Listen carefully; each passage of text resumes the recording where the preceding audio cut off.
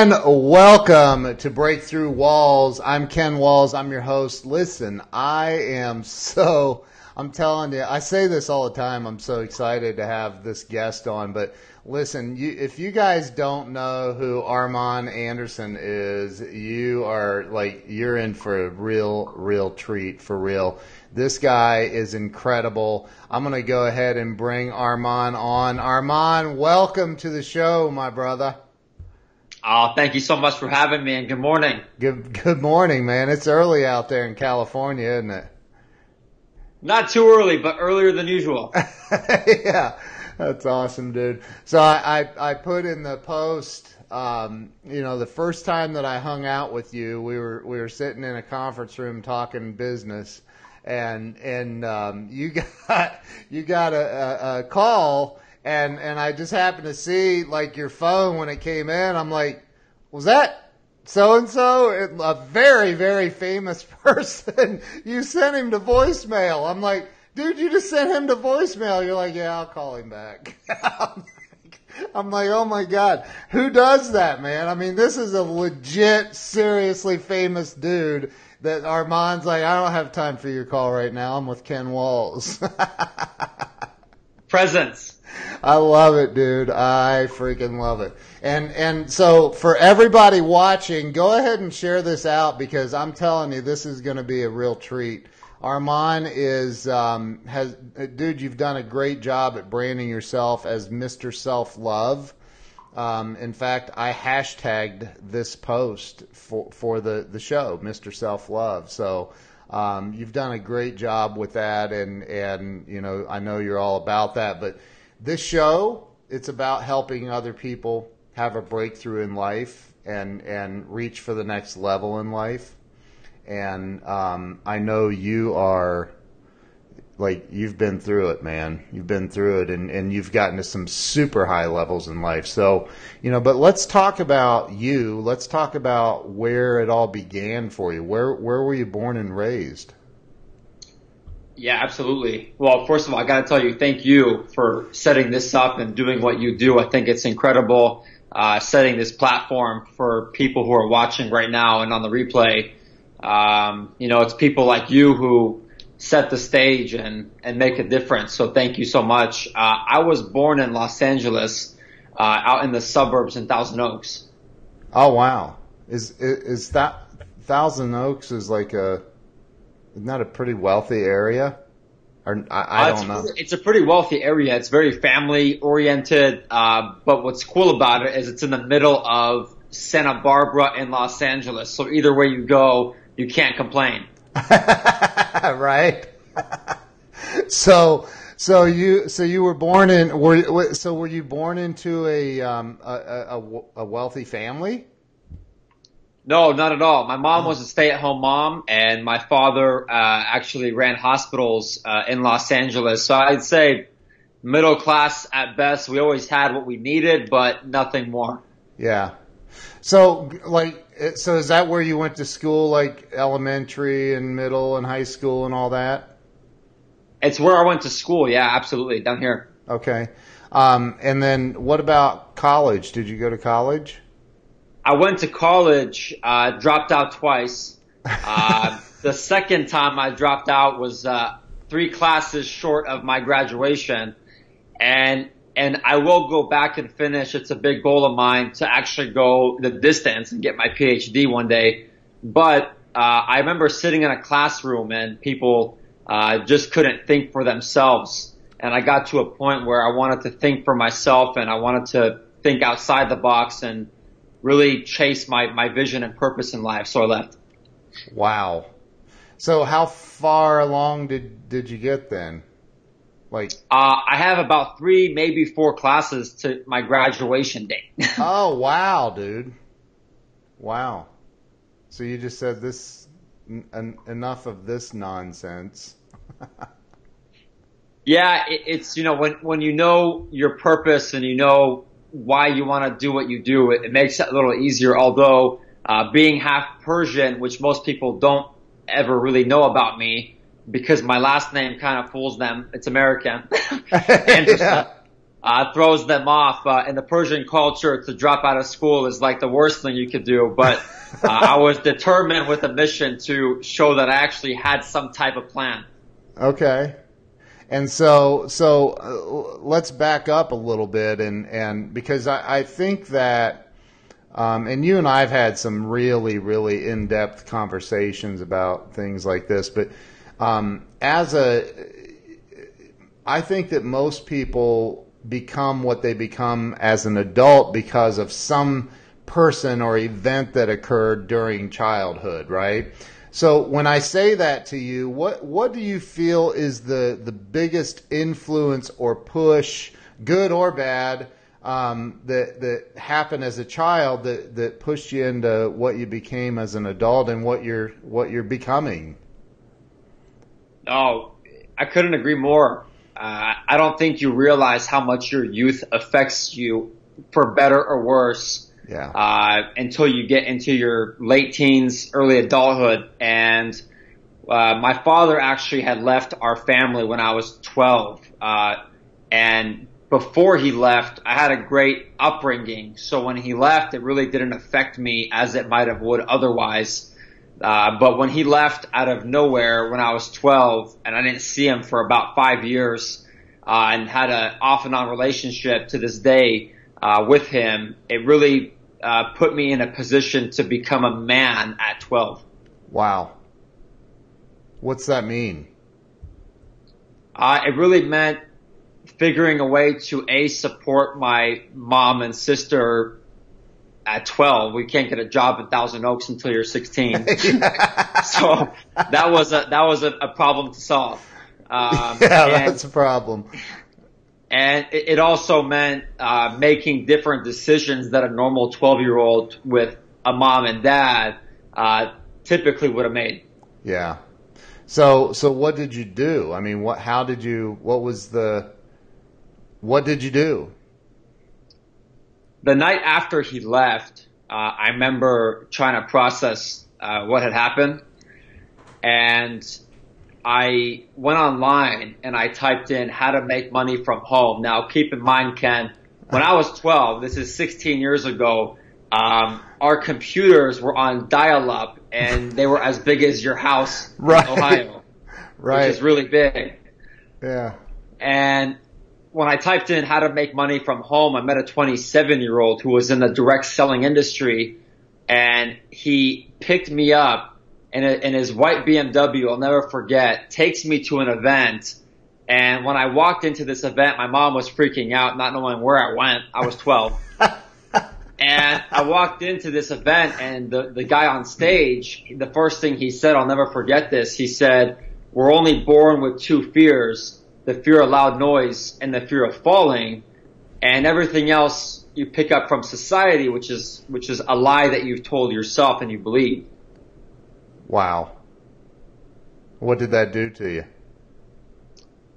I all of a sudden understood that if this guy was telling the truth, that I could eliminate all those thoughts of lack, limitation, fear that I just had because of my father leaving, and maybe the power of association is real. And all of a sudden at 12, my friends were over the age of 40, and I came home and told my mom, "I'm going to change our life." She thought I was crazy, said, "Those things don't exist, Armon." And we went back and forth, but my stubbornness got me to this point, so I never gave up. Dude, that's freaking awesome. So you're 12 years old, you're hanging out with a bunch of 40-year-olds. Your mom had to wonder what the heck's going on here, man. Like, I know I would for sure. So at 12, you found yourself in the direct selling industry. And how'd you do? I didn't. It sounded good. I believed in it, but nothing really happened because I didn't understand how to build relationships, influence people. I didn't know anything, Ken, other than the fact that the promise sounded great. Oh my God, dude, you kill me. This is why I wanted you on, dude. You're just so like you're so I don't even know how to put it. You're funny, but you don't even I don't even think you try to be funny. You're just funny.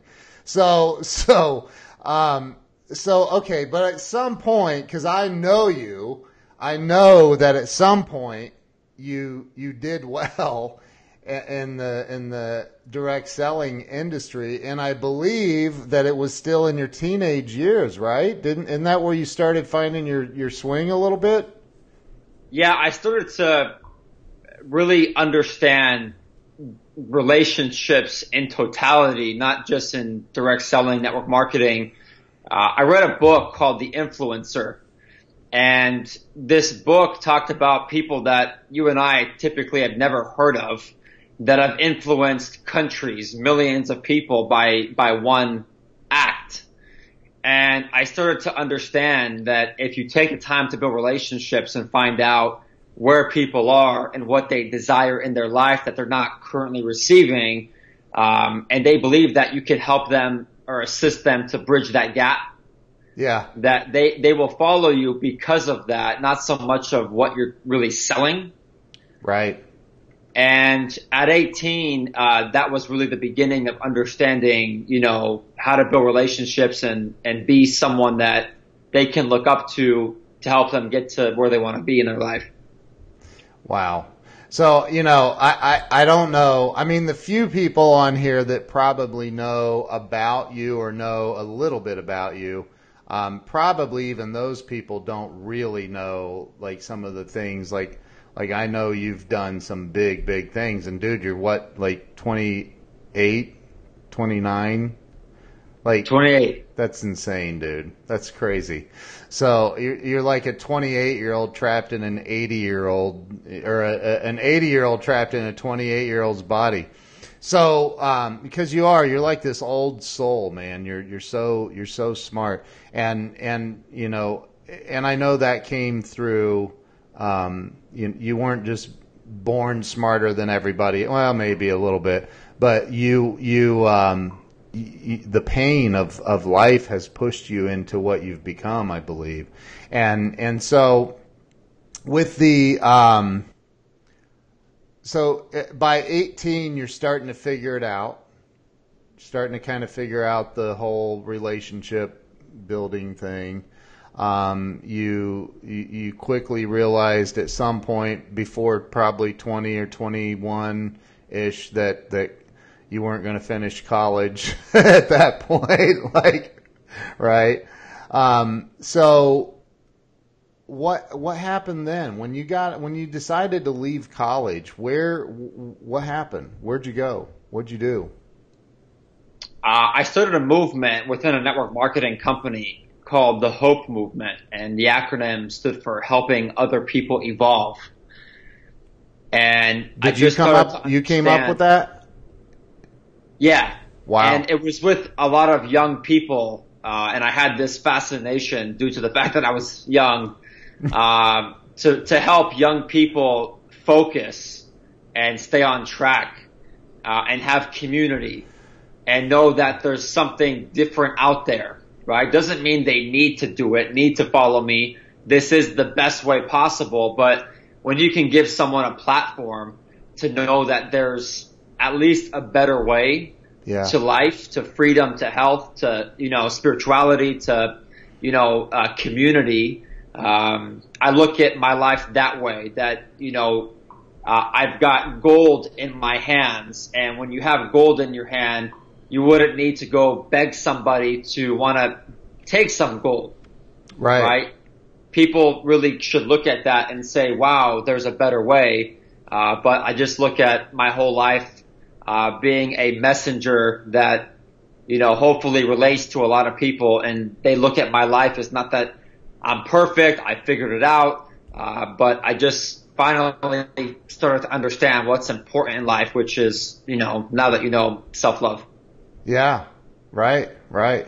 So you started the Hope movement in a network marketing company. And what are some of the other highlights? I mean, we're at this point, we're at what, 20, 21, 22 years old? Yeah. Okay. So we don't have a whole lot of time between then and now, like, right? There's not a, like, 40 years, no, it's like just a few years ago, right? So what are some of the other highlights so far in your career? Some of your accomplishments? Because, dude, you're so, what's the word? Humble. Like, you don't talk about what you've accomplished, and it's incredible. Like, unless you've signed some kind of a waiver, who was that person you sent a voicemail when I was sitting with you? Are you allowed to say it?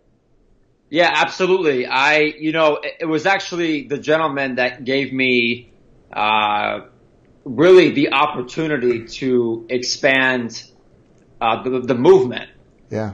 And I'll never forget it because it was actually, a guy named Brian McMullen, and then that led to Eric Worre.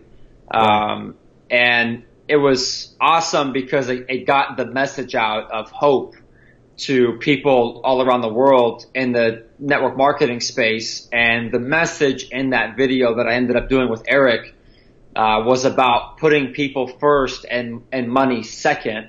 And if you can operate from that place in your life, your friends won't feel that you're being weird or something just knocked you in the head and they want to run away from you. Right. But they will feel as if you care and you're making it about them. And if you make it about them, we're in an industry where you help someone, it helps yourself. So if you just focus on them, the rest will take care of itself for yourself. Right.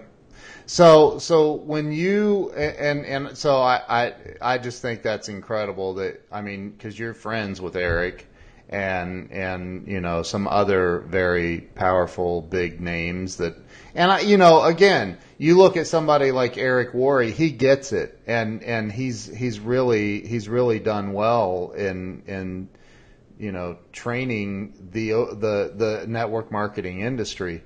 And I know you've been, connected with that. And that's what's incredible to me is you go out and I've known you now for a couple years, I'd say. You've really, I've seen you go through changes even in the last year or so. Big changes, not just little things, like pretty significant. And that's incredible. And you just roll with it. Like you just roll. You're like, yeah, here's what we're doing and boom, and it works. And I think that's incredible. Maybe it's that Persian thing that you keep referencing. I don't know, man. You got the Midas touch or something. It's pretty incredible, dude. So what do you think when you look at people, when you see, because I know people reach out to you all the time. You have a huge following. And so when people are, I guess, what do you see people doing, that would be the number one mistake that they're making in life that's holding them back from success, whether it's in network marketing or not? I think we're in a place in this life right now where it's so easy to, want to be somebody you're not to impress people that really you may not even like or want in your life anyways. Right. And so you go down this path of trying to be like somebody else, or do things that naturally you wouldn't do if you didn't want that validation, from other people. And what starts to happen is you don't relate with other people. They can't relate to you because it's not really you. And then as soon as the camera goes off, all of a sudden, you're with yourself, your real self. Right. And what can happen is you start to hold yourself back from your truth and breaking through, pun intended. Yeah. Right? Yeah. You hold yourself back from breaking through and receiving everything you desire in your life because you're not being you. And my one recommendation and tip is, we're in a life and stage right now where people want to relate to someone's truth and they're looking for that person. And so to be yourself and let people see you for who you are. Wow. So the number one thing you think that's holding people back is they're not being their true, authentic self. Yeah, especially this last 4 years of my own life, finding my self-love. Yeah. If I look back, prior, I tried to emulate other people, talk like somebody else, look like somebody else, and then I almost didn't exist. Wow. Dude, that's powerful. And to realize that at such a young age, man, you've got so much life in front of you, and you get so many things already. It's incredible. So the person that is, because I love the network marketing world. I mean, the barrier to entry to owning your own business is very, very minimal, and you get to hang out with people like Armon Anderson, and Mandy Madden's on here. I had her on the show. She's amazing, and she's huge in the network marketing world. Eric Ward. I mean, you get to hang out and learn from people like you how to actually make it. So I think that it's a really great industry, and so for me, I think. I see people that get stuck. I've had people say, "Oh, I can't pay my electric bill, or I can't, do this, or I can't do that, and I don't know what to do," and they're stuck. I mean, if somebody comes to you with a situation like that, what's the number one thing that you're going to say? What's the very first thing you're going to say to that person to kind of pull them out of it? I'm a firm believer in helping people help themselves. Right. Because we can't save anybody. But what I always am intrigued to find out is if they are ready to show up for themselves. I'll never forget, Ken, when I heard Eric Thomas, one of my favorite motivational speakers to follow. Love him. He's not far from you, down in Detroit. Yeah. And he said, a wealthy father cannot take his son to a car dealership and buy him drive. He can buy him a car, but he can't buy him ambition. And so in network marketing, I always tell people, as much as we want to think it is never about the money to entry. It's about the desire. Because someone with desire will find literally any way once that person believes and knows that they found their ticket to freedom. Wow. Wow. So how does one go about finding that desire? For me, in my own life, that desire came from my pain point and using it for versus against me. And that's a fine line of really the course in someone's life is if you will understand your pain as your growth versus your setback, and you've got a decision to make. And for me, I look at pain as understanding yourself better, understanding life better, another reason to grow to a higher level. Mm-hmm. And my pain became, my self-love. What's that mean? Your pain became your self-love. My pain in my life, Ken, became really my best friend. I had a chance at an early age to actually understand how important it is to get to know yourself before it's too late. I got you. Well, what about the 50-year-old or 60-year-old that never has experienced that? What about somebody that feels like they're at the, in the final stages of life? Which, hey, I'm going to be 50 next month, man. I feel like my life's just getting started. But, there's a lot of people that are out there that are, 70, 80 years old, and they feel like this is it. I mean, how do they dig in? Because I know you've dealt with people in every age category. How do you talk to a 75-year-old man or woman and convince them to dig deep and find that desire, that self-love that they never found? You're blessed, dude. You found it early, right? But others aren't so lucky. Yeah. You know, what's so interesting about self-love and freeing yourself from all these thoughts of lack, limitation, negativity, I'm not worthy, I'm not worth it, it could never happen for me, is that it's that moment of you with yourself. And you almost, when you see somebody understand the importance of self-love, you see their shoulders drop. And I'll give you an example, Ken. I ask people all the time how they are, and people will respond and say, I'm good. Right. And I'll respond back and say, I don't really think you heard me. How are you? And I'll ask them 2 or 3 times, and I think I'm crazy, as most people do. But when it comes down to the third, how are you? They will finally, most often than not, respond and say, Armon, I'm not actually that good. And I say, what's going on?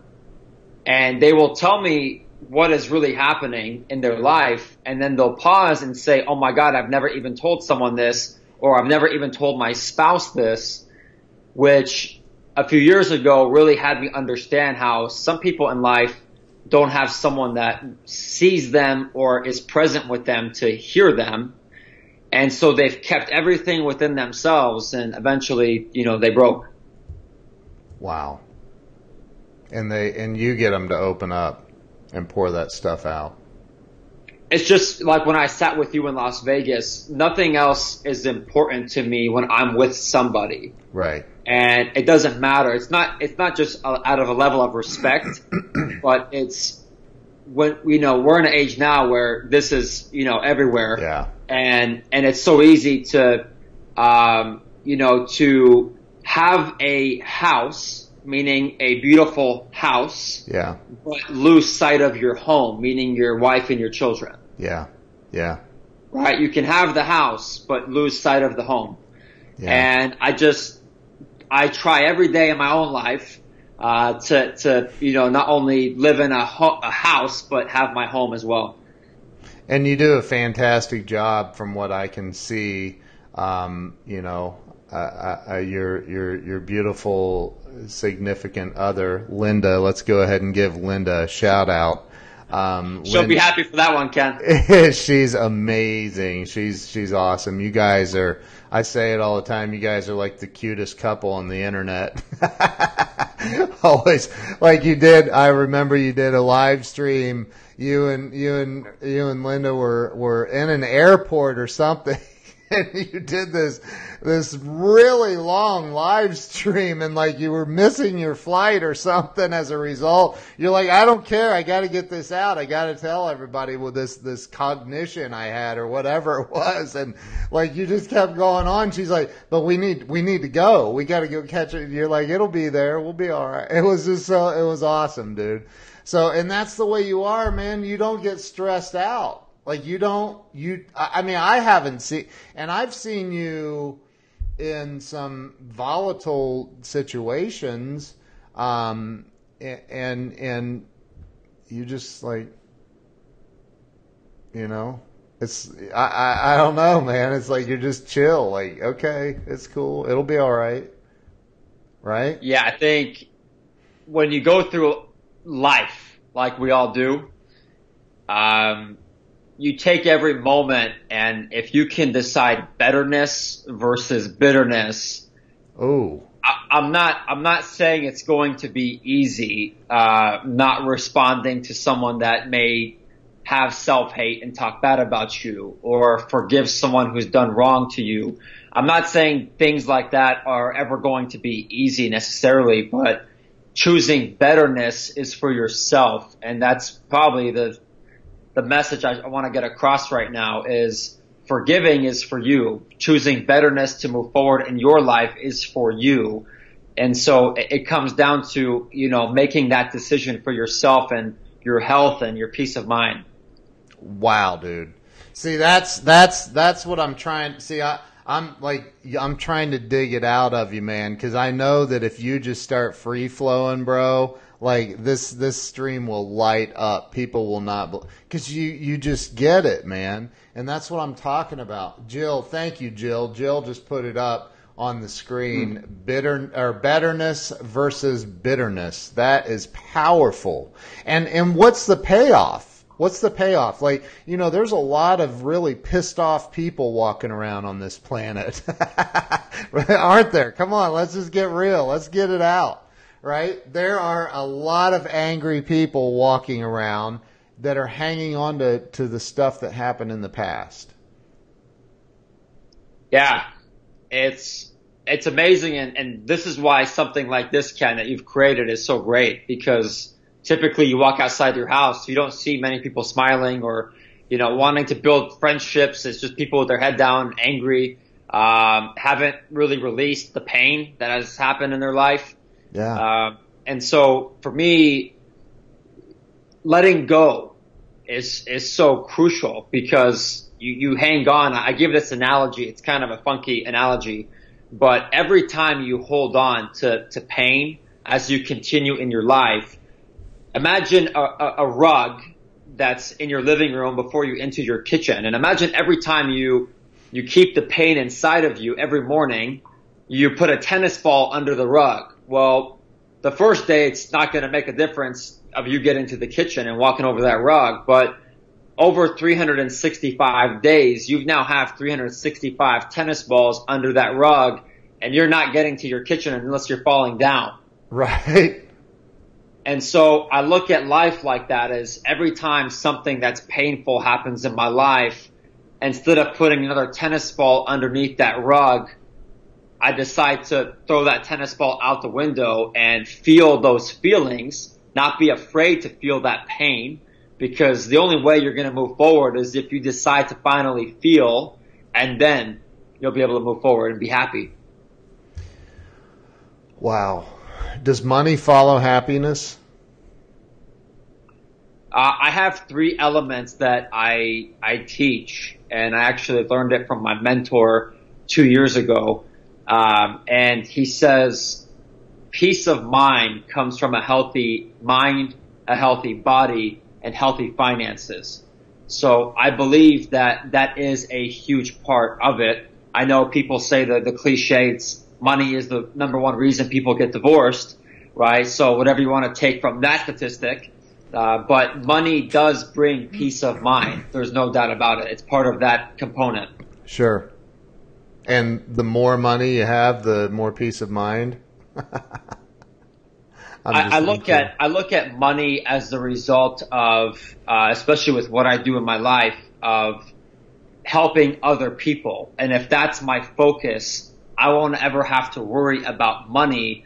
But I look at money as something where, because it comes in and I receive it, and I don't have a limitation to it, I will have more time to help more people.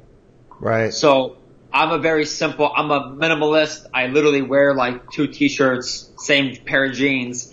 I'm not so materialistic. Not that there's anything wrong with being materialistic, but I love having money in my bank account, so I have the freedom to help more people on the time. Right. You wear the same 2 t-shirts? Yeah, I have 2 t-shirts. One's from Urban Outfitters. One is from Top Man. This is not paid endorsement. And I have 2 pairs of jeans, and 2 pairs of shoes that I wear, and that's pretty much it. Wow. Wow. That's being a minimalist. Yeah, a little bit. That's like some Steve Jobs shit right there, dude.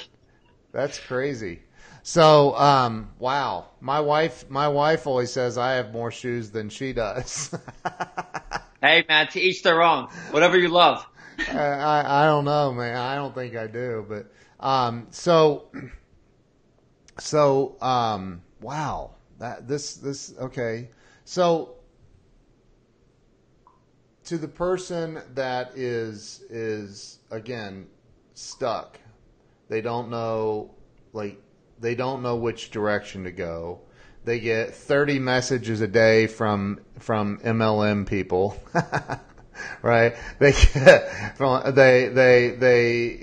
tried everything. They've tried all the MLMs out there, right? And they just keep investing $500 or $1,000 and they fail, and then they, blame the company, the product, the industry, blah, blah, blah. It's a pyramid scheme, all of that stuff. You've heard all that, right?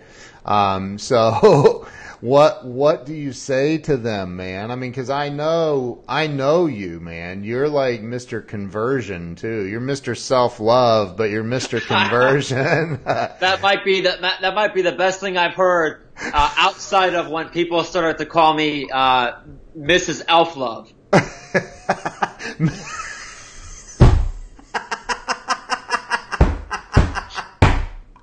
Dude, that is hilarious. Mrs. Elf Love. I love that. So that's funny, dude. So, but the guy or girl that's they've tried all the MLMs. They've done, and you've heard that. That's a common thing. Oh yeah, I've been in 5 different MLMs and all of them they failed, and the industry is BS. I've already hit up all my friends and family. They hate me now, and blah blah. Right? Like, what do you say to them if you want them to join your team, or you want to help them start making that recurring revenue and get into something? What do you say to them? As much as I love training in the industry, and it's so important in this profession because you don't go to school and learn network marketing unless you're in Chicago University where there's actually a professor that teaches it, but that's one out of millions. Right. I want to say this. I think people look for the fast way. They look to kind of jump the gun and not go through the process, but they also look for buying leads or buying scripts. Yeah. And naturally, Ken, if you and I went to lunch and I'm sitting with you with a script in front of me, you're going to wonder what in the world happened to Armon. Right, I am. Right? You're going to wonder, why am I talking that way when you know me for being just who you know me as, right? Yeah. And so people start to go down these roads of scripts, and all of a sudden they're talking like someone they're not. And it makes people feel a certain way. Yeah. So to someone who has gone through many companies or hasn't really created the success they desire, talk to somebody like you would want someone to talk to you. Like, hey, I'm really excited about something that I was shown by a good friend of mine. I'd love to share it with you. I think it could really make the difference in your family's life, health, wealth, whatever the case may be. But, just check it out. Yeah. And Linda, because she doesn't come from network marketing, man, if I wish she was here, she would crack you up. She's like, I don't understand why people just can't call me or message me and say, hey, I'm excited, check this out. And I would totally check it out with excitement. Right. They wouldn't even have to say anything else. Right. Right. So I think just keeping it simple and just being yourself, and people will take a look. Shoot, if you called me, Ken, at 2 a.m. and said, Armon, I'm really excited about this, I'd be like, Ken, it's 2 a.m. You really must be excited about this. So I'm going to check it out, because this must mean something that you're calling me at 2 a.m, brother. Yeah, right. That would be 5 a.m. here, dude. I wouldn't do that ever. If I call you at 2 a.m. your time, I'm in jail and I need your help.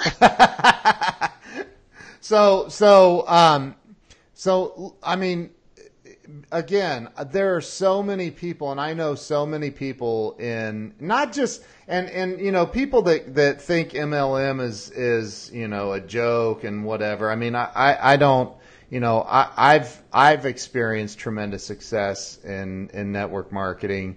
I know you have, and I know other people have, and I'm not even like right now. I'm in a couple, but I'm not really. I'm just a customer. I got my attention on a lot of other things happening, but if I took the time to put my attention on something that was, I know I could blow it up. And I think that there's so many people that don't understand that it starts with what you talk about all the time, and that's self-awareness, right? Mr. Self-Love. Like, it's all about that, knowing who you are and knowing that you have to let go of all of that crap.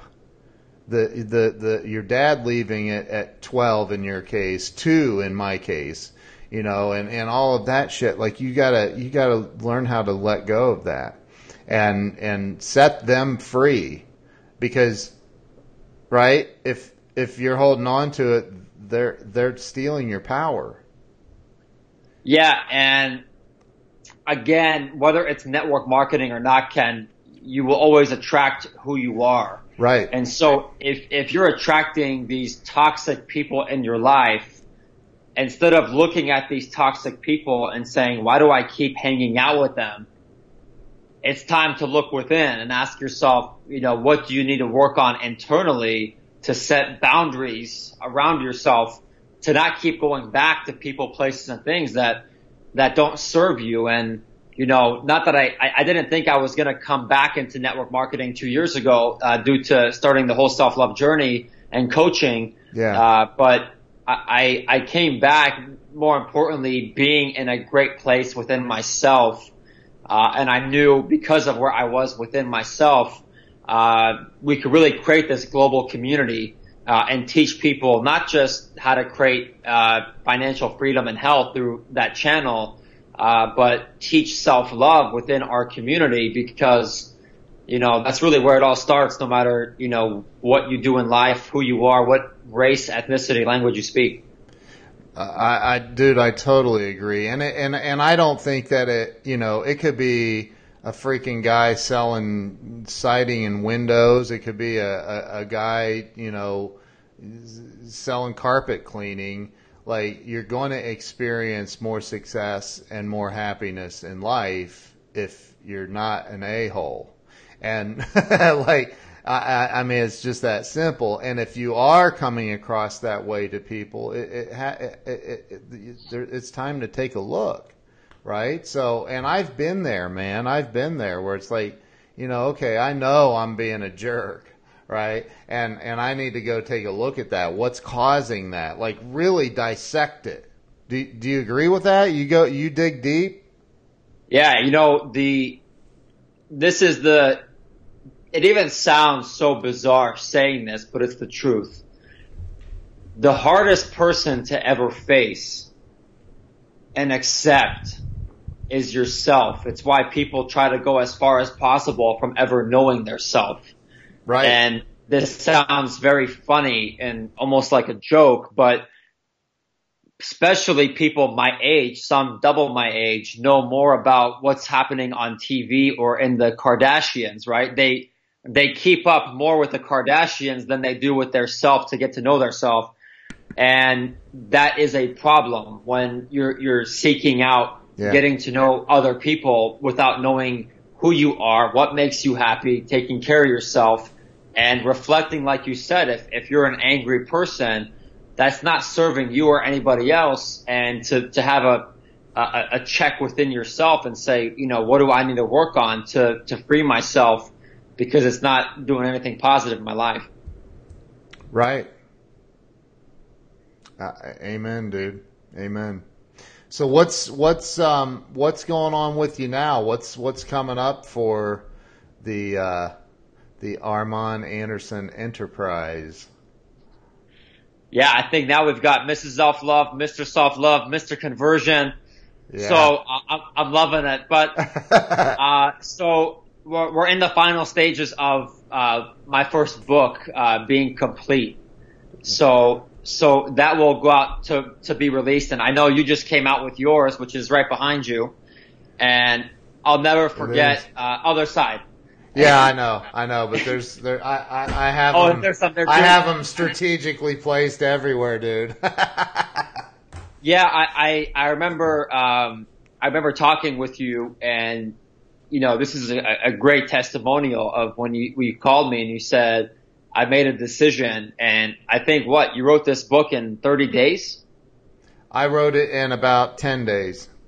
And 10 days. Yeah. And I'll never forget, I went to bed that night, and that actually inspired me to write my book finally.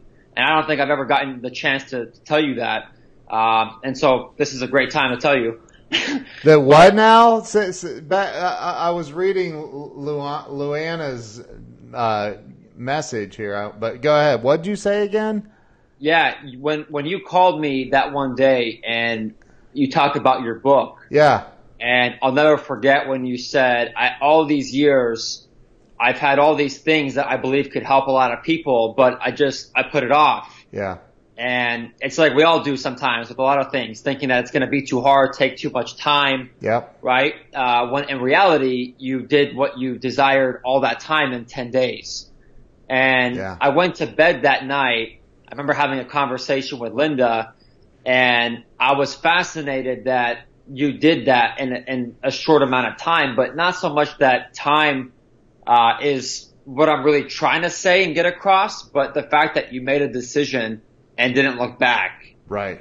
And you didn't think of all the excuses that you could have made. And so that inspired me actually that next day to begin the process. Wow. And I thank you for that, because now, my entire life message, will be released to the world, because of a conversation with you that you said, Armon, I did it in 10 days. And it gave me no excuse Wow, dude. to finally share my truth and my vulnerability and my story with the world. That's going to hopefully impact people's lives. Dude, hopefully, it's definitely going to. And I'm going to help you, and everybody on this stream is going to help you become a best-selling author like that, dude. That's freaking awesome, man. Thank you for sharing that. I'm honored to know that I had an impact on the amazing, great Armon Anderson, dude. Like you're one of my heroes. So, wow, that's incredible. So what's the book title? The book is called Mastering the Self. Oh, I love it, dude. I love it. Wow. Everybody drop a 1 in the stream if you're going to buy Armon's book. I want to know. So, that is so awesome, dude. And what time frame? What are we looking at? How much longer? We're looking at about a month and a half. Okay. Awesome. Awesome. Congratulations, man. Thank you so much. And by the way, here I waited until I was 48 when I started having the thought, and I'm telling you, like, it's writing a book is probably one of the most healing things that you can do.